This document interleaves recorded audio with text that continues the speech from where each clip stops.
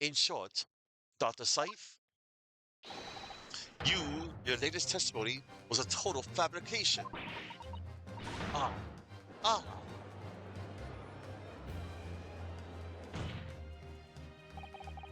I knew it. I was right. Now I've identified that contradiction. There's only one way to explain the facts. We've all been under a great misapprehension here. What? What sort of misapprehension? Dr. Saif, you claimed you were coerced into helping Mr. Dreba as a result of the note he left in the waxwork. You claim that you made changes to the scene of the crime to implicate the defendant. And you claim that you offered a fake autopsy report to cover your tracks. But one of those claims is an out-and-out lie. Because the question of what the blood stain really tells us has only one possible answer. If that is the case, what is it, man? Kelton, you've clearly struck upon a revelation. Now tell the court what it is. Which part of Dr. Saif's story is shown to be a lie by the contradiction in her testimony? Why, it would be the stabbing of the victim.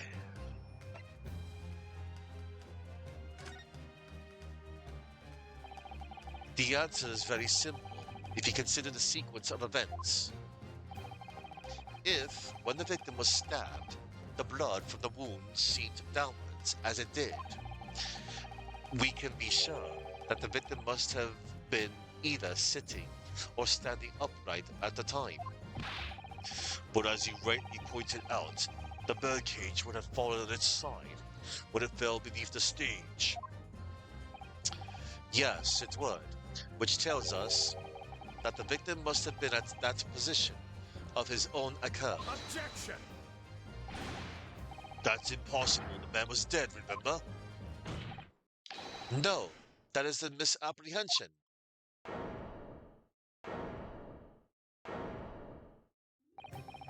When the birdcage fell from the stage into the void below, it must have hit the ground with considerable force.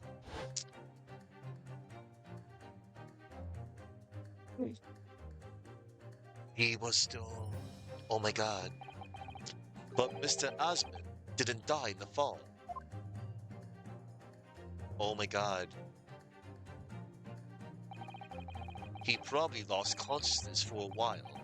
But when he came round, he got to his feet to climb out of the cage. Oh no, just as Dr. Saif appeared. Hi, Dr. Saif. Oh no. If the victim was in fact alive at that point in time, it changes everything. Oh no.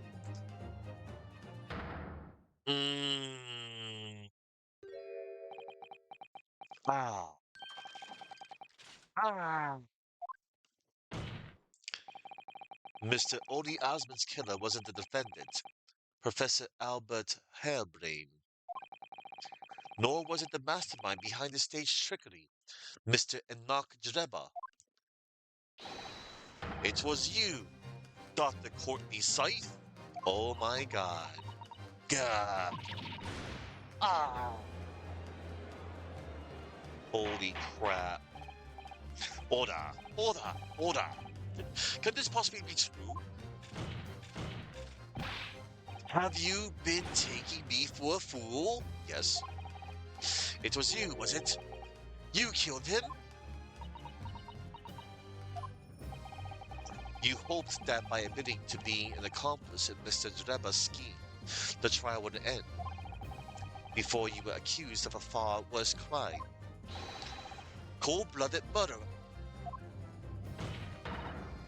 Oh, do shut up. You're so desperate now, you're making all this up, as if I would do something like that. Objection! I assure you, the defense is not desperate, Doctor. Mr. Naruhodo has established the facts using evidence and logic alone. Logic? Huh? Logic? Don't make me laugh. Sadly, your logic has a gaping hole in it. What? What do you mean? Isk, I'd have thought it was obvious. A motive, boy. You're lacking a motive. What possible reason would I have to kill Mr. Asman? Asman was involved in any number of criminal activities, from coercion to death to murder. But there is no known connection to Dr. Scythe now. I'm rather but relieved to say it does seem somewhat far-fetched. Far-fetched? True, there's no obvious motive, but there's still something in the back of my mind. I feel sure I've seen something somewhere that hints at why the coroner might have done this. Yes, I might have tampered with the crime scene and concocted a fake report, but murdering someone for no reason is a very different story. Objection!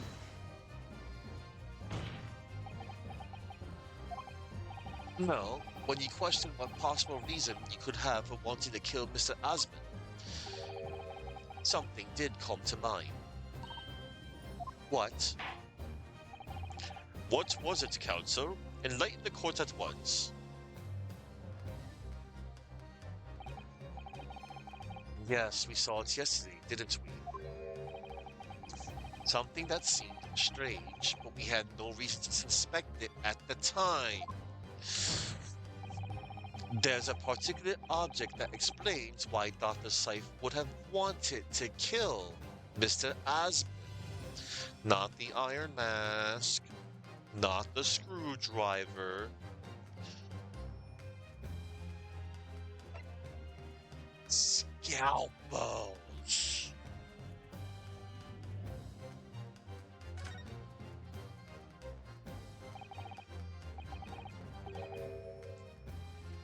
It's a scalpel, or rather, scalpels. Did you say scalpels? Ah, it would appear that word has struck a chord, Doctor. You, come on, what's with it? It was yesterday when we visited your laboratory. Look at this big, thick book here. Ah, it appears to be an accounting ledger. It's a record of the forensic investigation team's spending, I think. Oh, what is it? It's clear that the team purchases various equipment and supplies on a monthly basis, but, well, one entry seems rather strange. Really? In what way? They're buying 500 scalpels every month.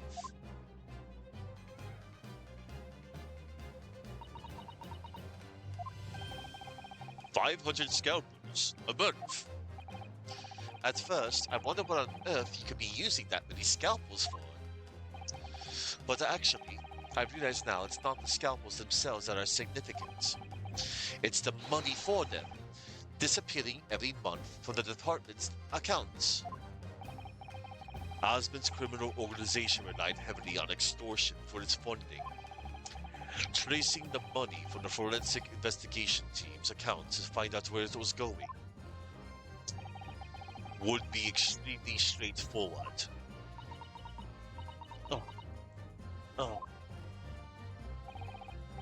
10 years ago, when Mr. Asma was still a journalist and wrote this article about Mr. Dreba, he may have he may well have stumbled upon information as he was researching the story.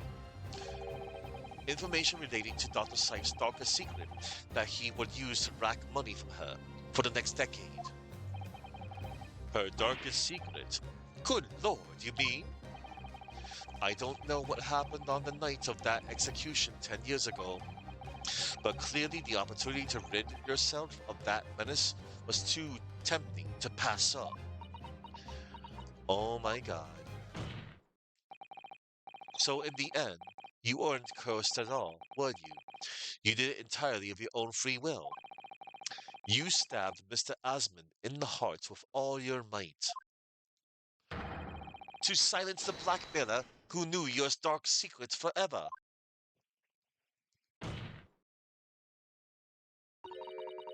You'll never understand. None of you. Oh? What we've had to keep covered up all these long years.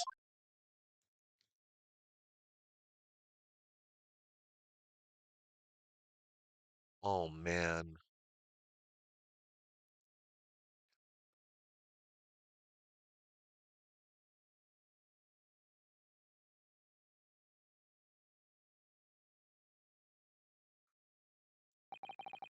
As very little of the machine remains after it was ripped apart by the bomb. The truth of this case can never be properly established unless you speak out. And if you decide not to, it's very possible that Courtney Syfe will escape punishment for her crimes. Lisa, own up to what you've done and tell the court the truth about what happened. 10 years ago, you told the truth, and you were robbed of a bright and successful future as a result. I can certainly understand your bitterness and your consternation now. However, this is surely the chance you've been waiting for to sever the hold that fate's had over you all these years. Super high voltage instantaneous kinesis? I mean, really.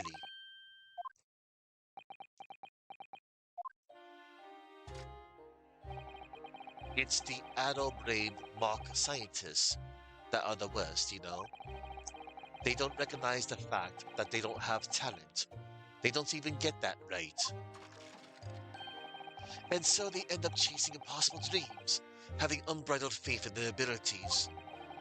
They go on and on about their wonderful hypotheses, their stupid eyes shining like a little child's. They make me sick. I can't abide their foolishness. Careful, Mr. Drebber. I was particularly pleased with the kinesis machine. It made for quite a show, didn't it? So you admit it. You admit that it was nothing more than a sham made for the purpose of killing the victim. Yes, I admit it. I did it all in the name of revenge. Revenge for the future that Mr. Osmond's article had deprived you of 10 years earlier. But the revenge you sought didn't stop at Osmond, did it? Which is where that very particular waxwork comes in. Yes, I see. The condemned convict that you saw rising. The condemned convict that you saw rising from the grave in Lowgate Cemetery 10 years ago.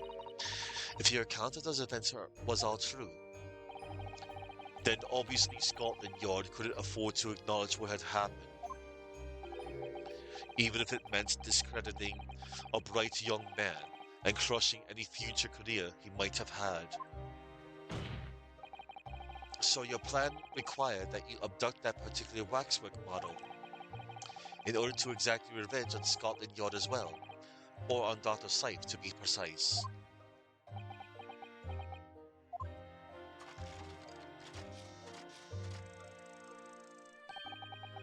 It was a year ago. By some extraordinary twist of fate, Asmund turned up at my workshop. He didn't remember who I was, of course. He just wanted to employ my services as an engineer. And he happened to have a paper with him. An article on the front page caught my eye. About the coroner, who's handled that bogus autopsy being appointed head of a new forensic team. When I learned that news, my cognitive processes started to devise a plan. What a horrid tale. He robbed me of my future, so I wanted to use the man's own wiles against him. For revenge. And have that rotten Scotland Yard eating out of my hand at the same time. I wanted them all to suffer the same humiliation I had to suffer.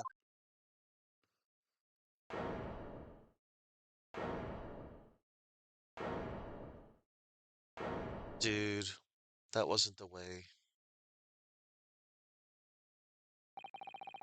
Your actions against those who'd ruined your future were justified as revenge, at least to yourself. Certainly, no one has the right to destroy another's prospects, especially for purely selfish gain. And yet, in carrying out your plan, you did exactly that to someone else, didn't you? Did I? Professor Hairbrain's only crime was passion for his hypothesis, but she had no compunction about sacrificing his future to effect your revenge. You knew that he would be forever branded a failure and a fraud.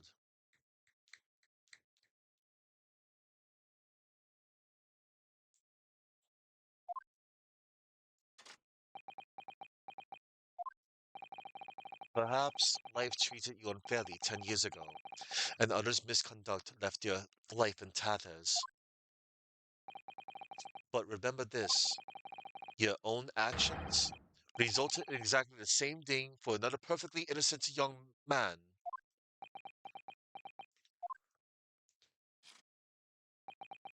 I, I,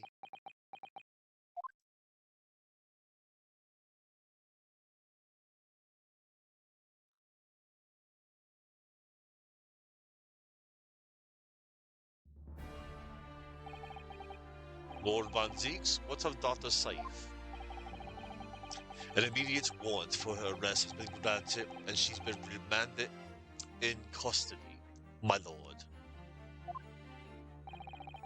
I presume she will face trial in the coming days, along with Mr. Dreba.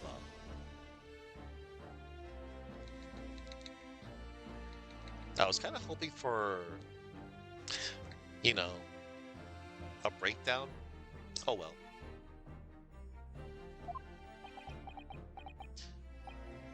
A most regrettable situation indeed.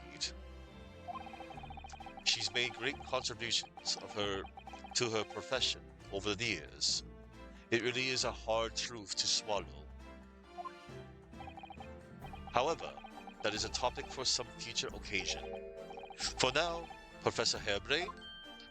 Uh, hey dude. Oh, yes. It seems there was a great deal more to your experiments than you realized. However, I think we can assume now that all the sordid details have been brought to light. This has been a very long and profound trial, but I'm pleased to say you are absolved of all guilt. This whole experience has taught me a very great but painful lesson. I've been, I mean, me, this dedicated scientist, this devotee of natural philosophy. I've been selfish and self-centered, and above all, a fool. Professor, I spent my life thinking of nothing but my research, misguidedly believing that I could do whatever I set my mind to, despite my lack of talent. And the worst of it is, the process had caused others pain and misery. Others who are far, far greater people than I. Oh, no, Professor. That's not true. What? Don't tar yourself with the same brush as Dreba. What happened was his doing, and his alone. This outcome is his fate, not yours. You're not to blame in any way. Lord Van Zieks, and the derision with which he referred to you earlier, calling you a fool, talentless, even.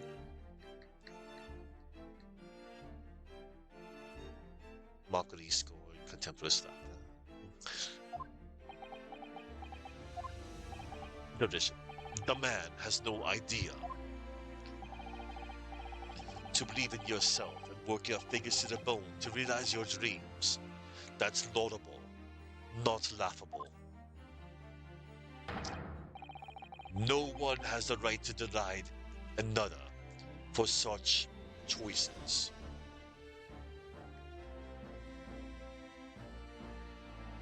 Praise, commendation, revenge. Oh, thank you, Baroque. So, ladies and gentlemen of the jury, yes, my lord. It is this court's expectation that you find the defendant not guilty of the charge of which he stands accused. I presume there are no objections? None from me, my lord. Certainly not.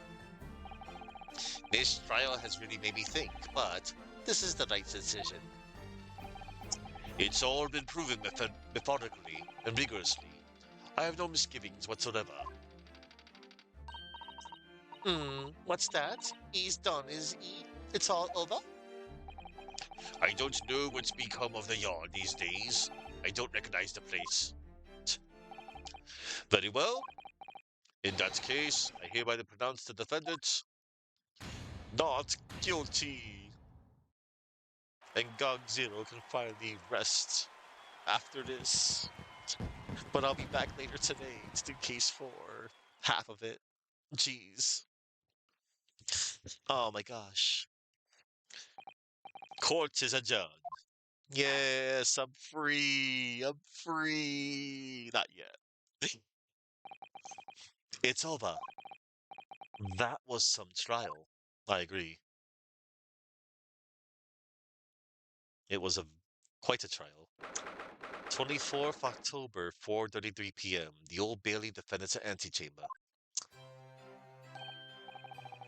Professor, what a splendid outcome, isn't it? Hang on, everybody.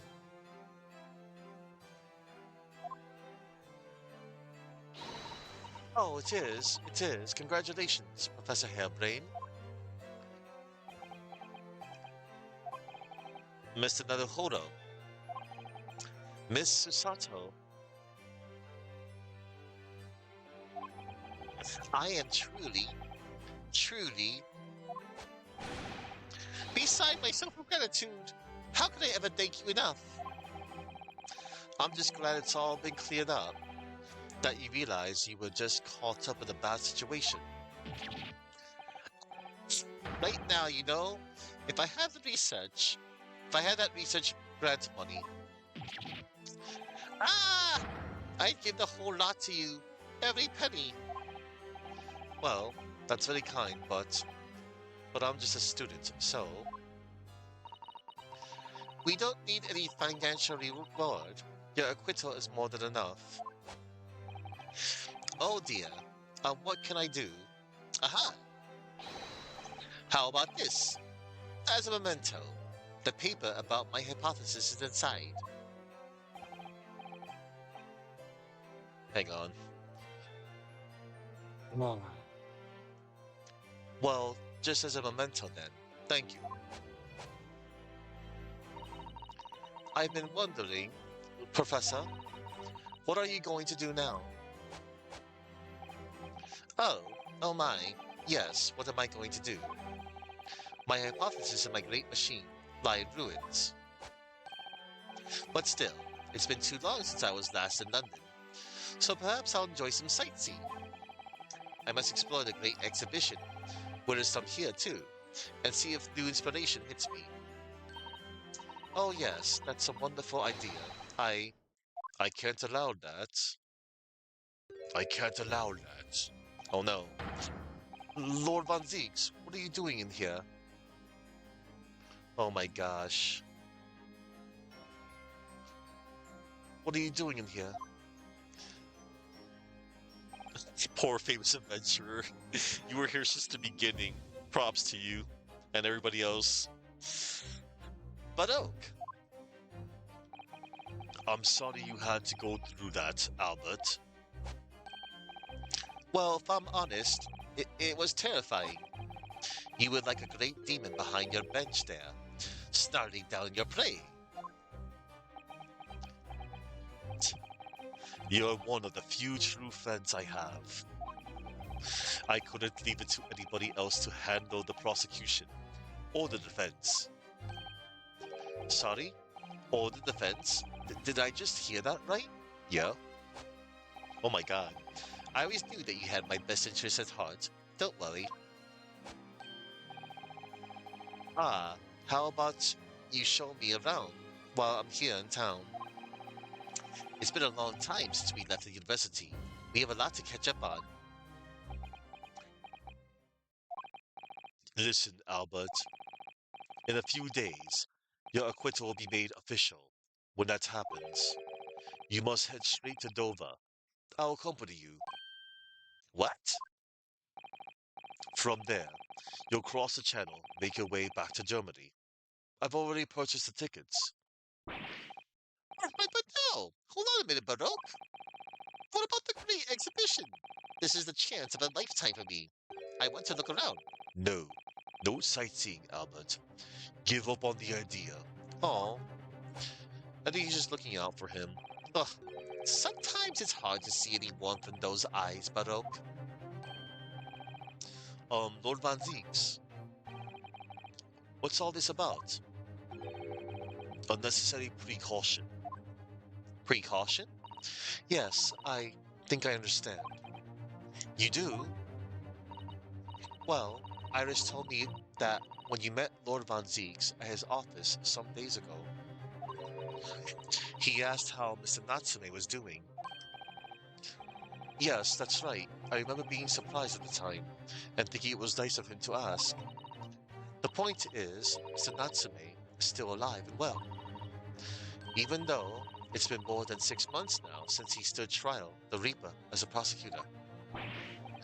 Ah, you mean the Reaper's influence doesn't stretch overseas? Those in the Reaper's sights meet their ends days or sometimes months after their acquittal.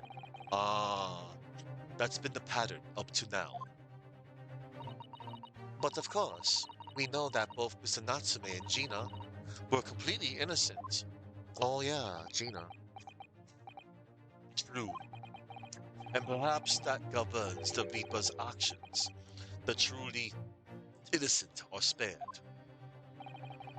But I don't want to take any chances with a close personal friend. Oh, but Oak. Oh, like the mustached Nipponese, this man should leave the country without delay. That's why I'm packing him off to Germany at once. Oh, right. Does your friend-shaped package get any say in it? Goodness, was this your intention all along then, Lord Van Zieks?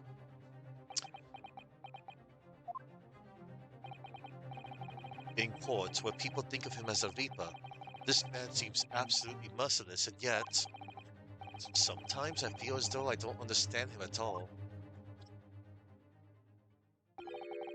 It's time to go, Albert. Back to the prison for the time being. Ah, yes, all right. Well then, Mr. Naruhodo, thank you so much for everything. Not at all, Professor. It was a pleasure getting to know you. Best wishes, Professor Hairbrain. Well, once the dust is settled, you must come and visit me in Germany. Anyway, goodbye for now.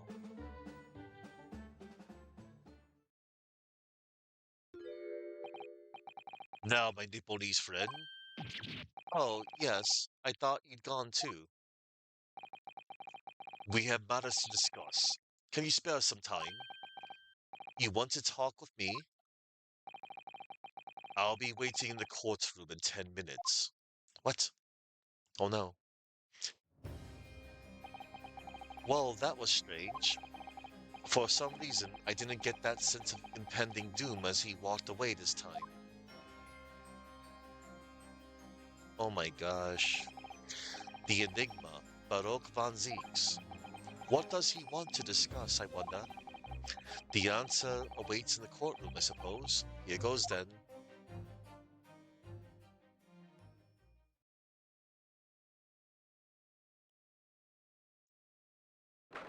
Oh my God, 24th October, 4:58 p.m., the Old Bailey courtroom.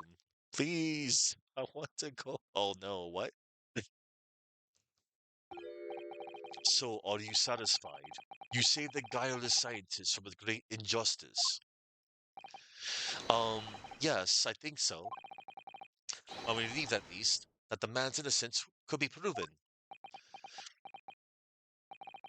Anyway, I imagine you've been wondering where my animosity towards you Nipponese comes from.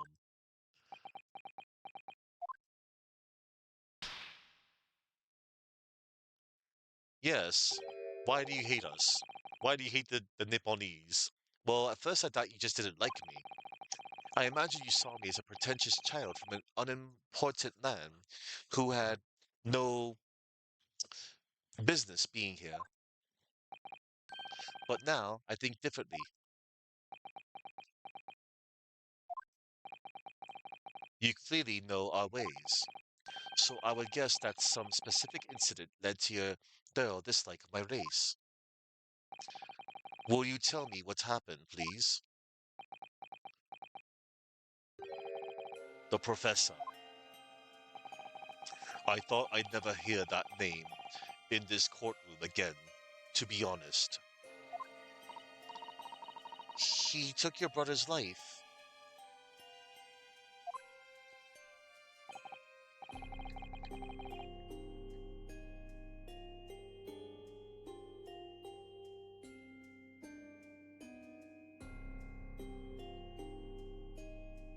Hmm.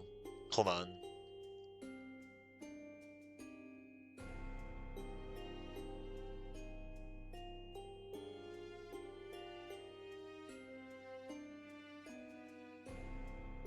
Clint. My brother was Clint von Zieks.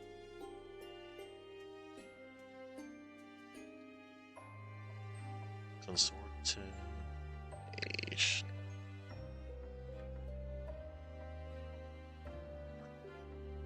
Oh, 16 years ago, when I was still just in my teens. He was already the director of prosecutions and a key member of the judiciary. I looked up to him. He was everything I aspired to be. Aspired to. Oh, he was involved in the establishment of justice systems in foreign countries as well.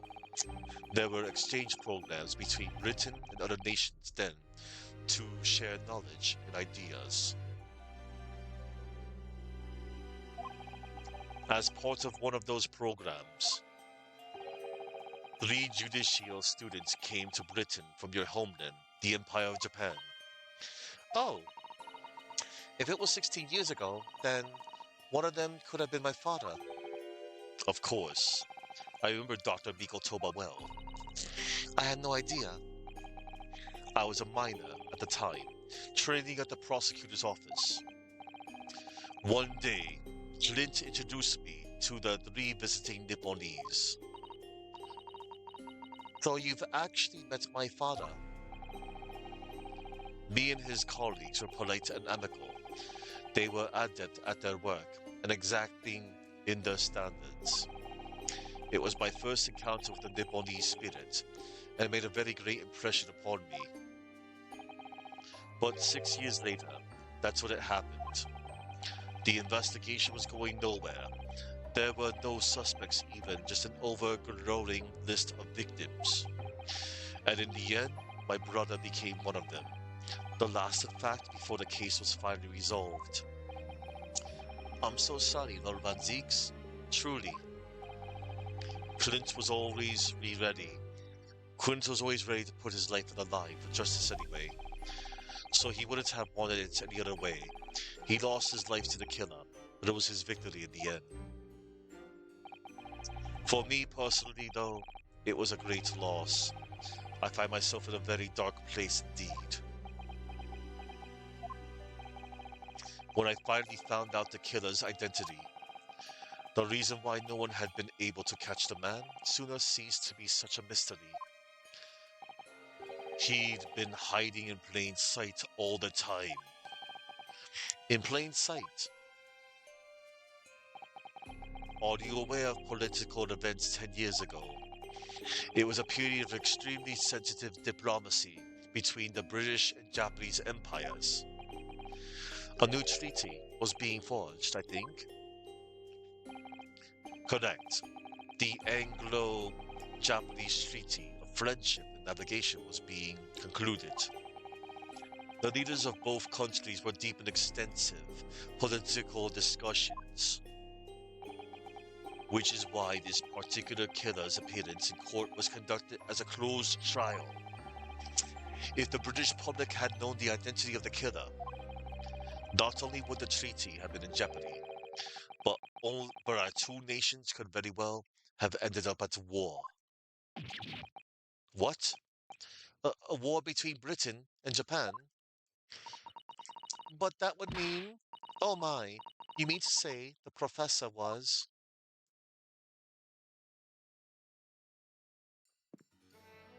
When Huh? the trial reached its conclusion earlier, I thought to myself, yes, it's time. Time for you to come face to face with this hideous monster. I borrowed the key for the mask from the proprietress of the Waxwork Museum. So see for yourselves now. Confirm it with your own eyes. The truth that's been hidden this past decade.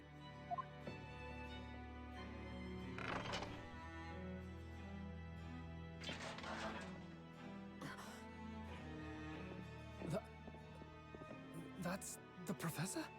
Yes, that's him. Until now, the thought never even crossed my mind.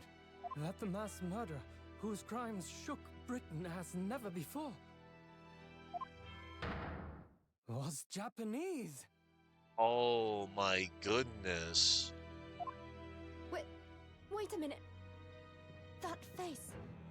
I feel as though I've seen it somewhere. It's strangely familiar. Huh? What?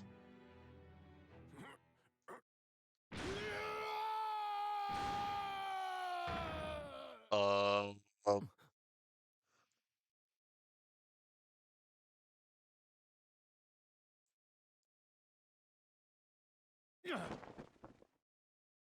huh? Father. What? What? Father? Father?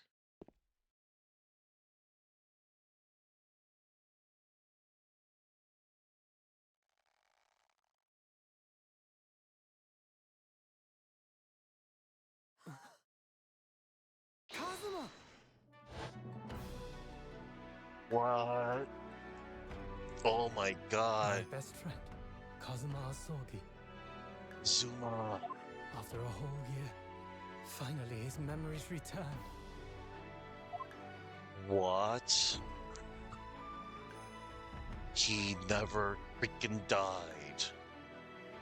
As he stood there before me,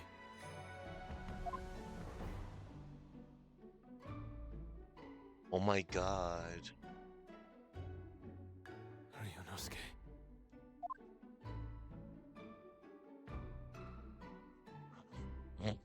Hello again.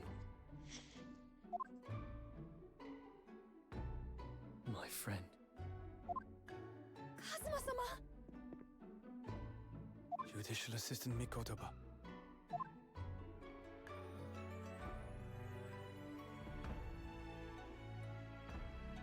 It's been a very long road. Thank you. Thank you for guiding my friend here when I could not. It was an honor.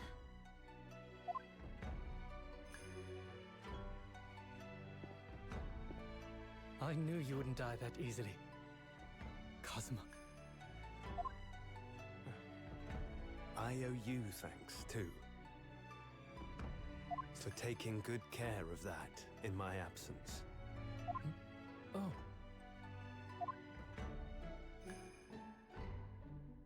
Karuma, the great blade of the Asogi clan, passed down through the generations.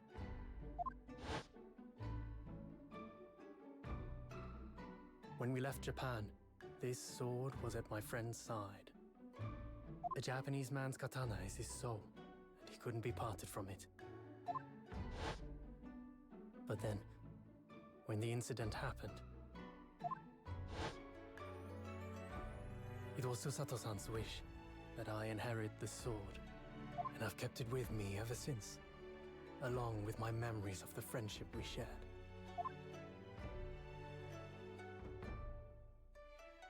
With this by my side, I always felt that you were watching over me somehow.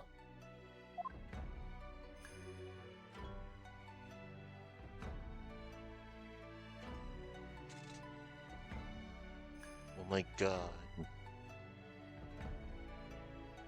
Back to his owner.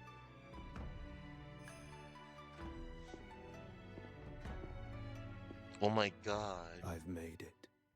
At last. Father. Father? Are you saying... Surely not. You mean, you knew all this time? What? I'm looking at it, but I still can't believe it. This mass murderer is Kazuma's father. This is messed up too. His father?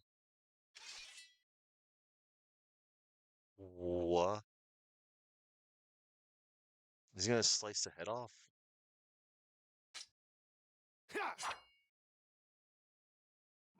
Oh. Slice the... Oh my god. He sliced the wax model. Kazuma-sama. Oh my god. Ryunosuke, we have much to talk about. But now is not the time. No, it's not.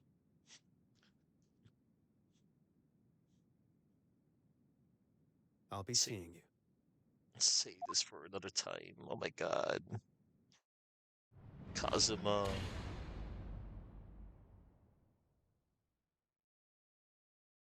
Holy crap. That's all Kazuma said. Before he turned and left us there, in the courtroom.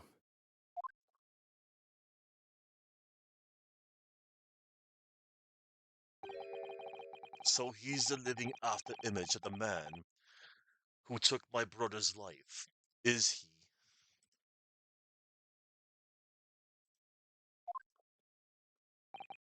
Yes, Kazuma Asogi, my best friend. 3 months ago, when Lord Strongheart introduced us, I had an inkling there was something there, some connection. But why did Lord Strongheart do that? Why did he make Kazuma Lord Van Ziek's apprentice? And when he was suffering amnesia too? The man was apprehended, even executed. But his legacy just won't die. That's the sad truth. Anyway, that's all I had to say. I thank you for meeting with me as I asked.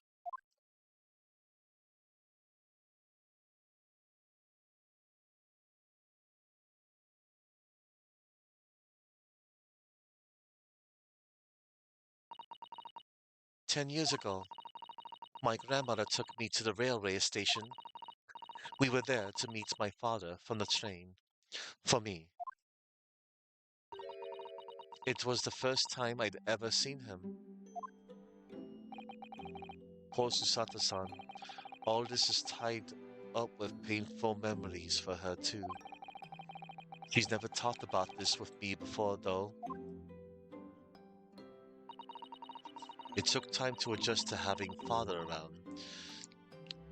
But just when I was starting to get used to it.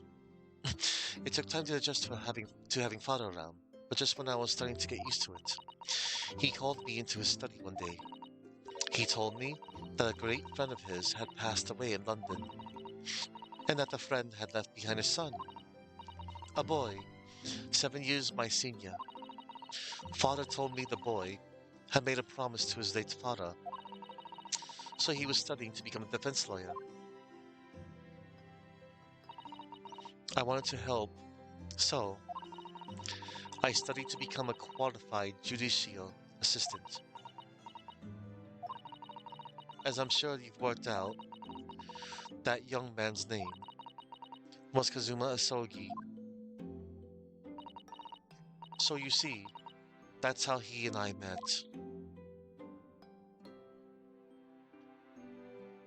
For a brief moment, my great friend had returned, only to disappear again all too soon. But in that fleeting encounter, something stirred. Something that had been dormant for a long time. As if great wheels had been set in motion.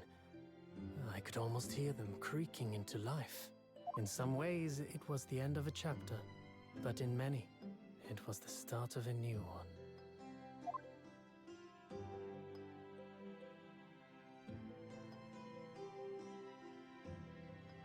Finally, it's over. In all seriousness, oh my god. Oh my god. My god. The demasking. Okay. Saving. I'm done. Twisted Karma and his last bow. Bow? No, his last bow. Okay. Twisted Karma and his last bow. Bow.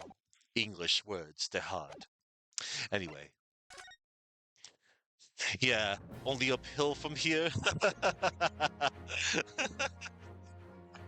Oh my god, I did not expect this to be that freaking long of case 3. Oh my god. Hang on, everybody. For that. Oh, they went offline. That's okay. Well then.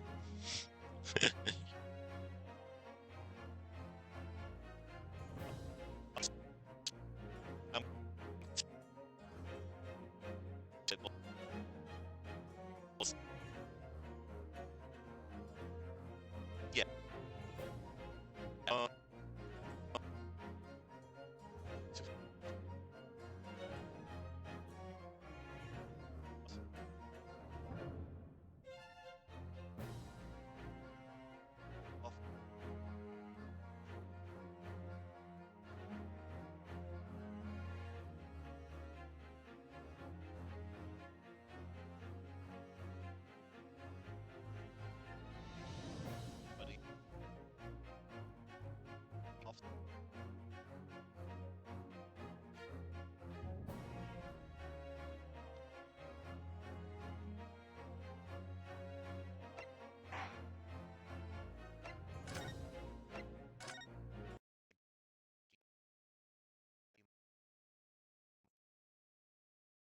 Oh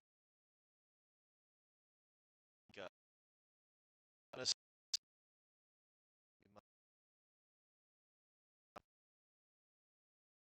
uh, uh, they through. I don't really, you know,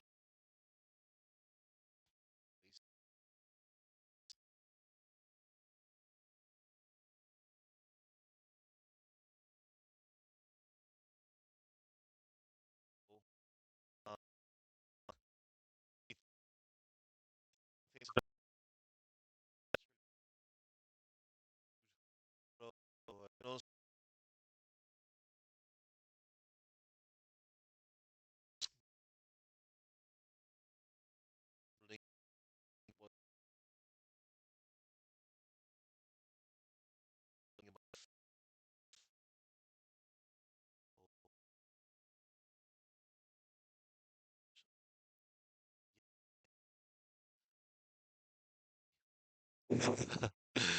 let me get pursuits ready. Okay. Well, there's the version of quartered variation pursuit. Okay. I thank you all for coming.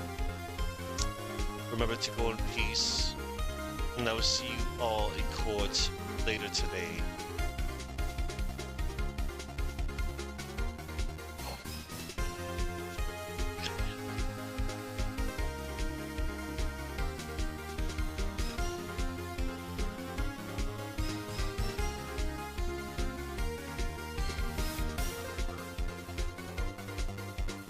My gosh.